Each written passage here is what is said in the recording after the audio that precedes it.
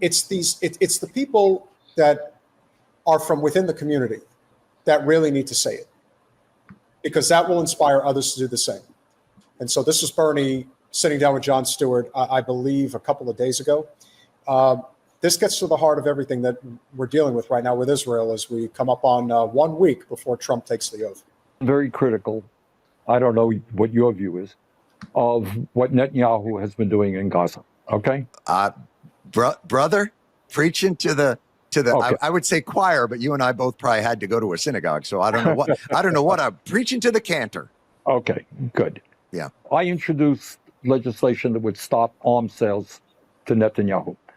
We got 19 votes, which observers thought was very significant. Right. Significant majority of people who consider themselves Democrats agree with us. I got 19 votes. Okay? The American people do not believe that we should be supporting a government that is starving children right now as we speak.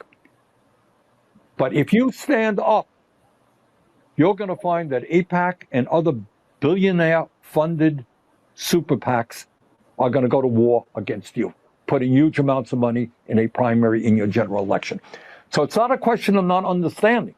There are many members of the Senate who will come to you privately and say, my God, what Netanyahu is doing is outrageous.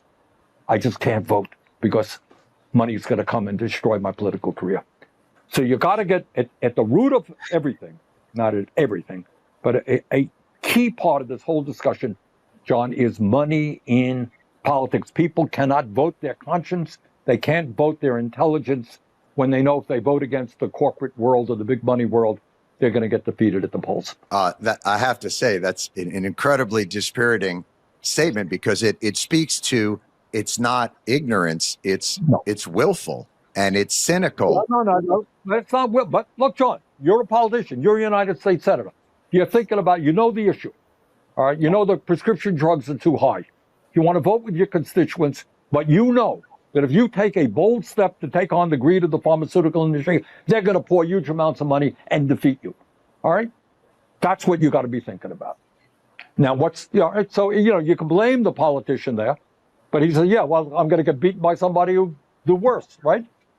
The system is broken and corrupt, the political system. Right. And that's what we have to address. So he's saying what should have been said from the very beginning. There should be no confusion here. The system is completely broken, and that is exactly how they're able to come in with ungodly amounts of money and just say, you're now going to answer to us. That's why when Vladimir took the oath as the congressman in New York, is it 16th, I think, that he defeated Jamal Bowman in? I don't remember. He poses with his AIPAC handler. They want you to know that this is not on the level anymore. Nothing. Everything is transactional, and it's transactional in the worst possible way. And yet Bernie is kind of standing there all by himself. Nobody wants to join him in the fight. I ask Bernie, what the hell are you waiting for at this point? Is he really going to run for another Senate term when he's 90 years old? Or does he? I don't know. When's his term up? He just got reelected. He's got 6 years. I really don't understand what his hesitation would be at this point. I mean, Jon Stewart has been pretty spot on about this issue from day one, which is great. I still believe that. But quite honestly, at this point, what would Bernie do? And what would the result of that be? Let's say Bernie really came out and, first of all, so many people probably wouldn't believe him because he's really done the boy who cries wolf thing about revolution too many times. The other thing is, what would he even do? That's the part of it. Like, people want Bernie to do something, but when you're in that position, which is why the answer is not going to be from electoral politics, there really isn't a lot you can do by yourself. And, it's like him in the Senate. You've got Thomas Massey in the House, and that's basically it. That's the whole show. In terms of it's a very limited scope. Yeah. So what would he do? Well, I mean, we know what he could do. We know what he could do, what he would need to do, but he's not going to do it. It's too late now. That needed to happen in 2016.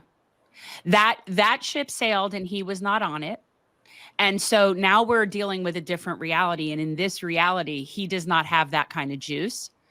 And I don't think he even has that kind of energy. Well, I don't even know if it's a question of him having the energy. It's a question of, will he say what needs to be said? Can he say that the Democratic Party is a dead end? No. And trying to force yourself into a party that does not want any part of change.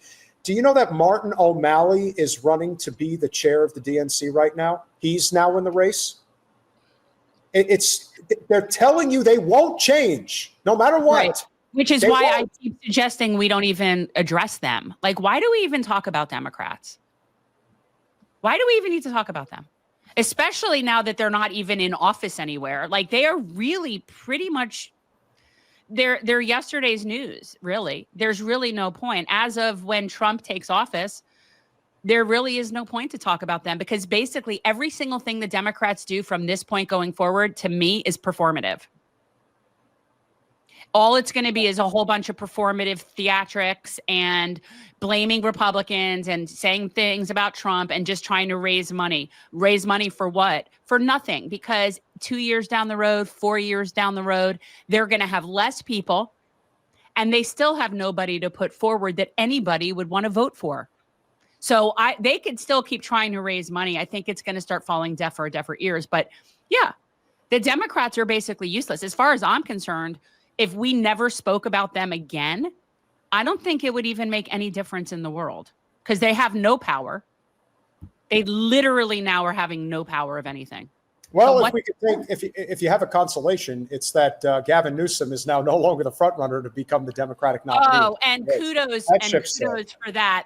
That is like, that's the silver lining on the fire. Is I think it definitely is going to affect Gavin Newsom's chances. So that's I think he shot another him. One bites the dust. No, I think he shot him altogether. I don't think he has any chance. And just the fact that we haven't even done a clip of it yet, and maybe we'll do it on Thursday. The fact that he went on Pod Save America in the midst of the wildfires going on.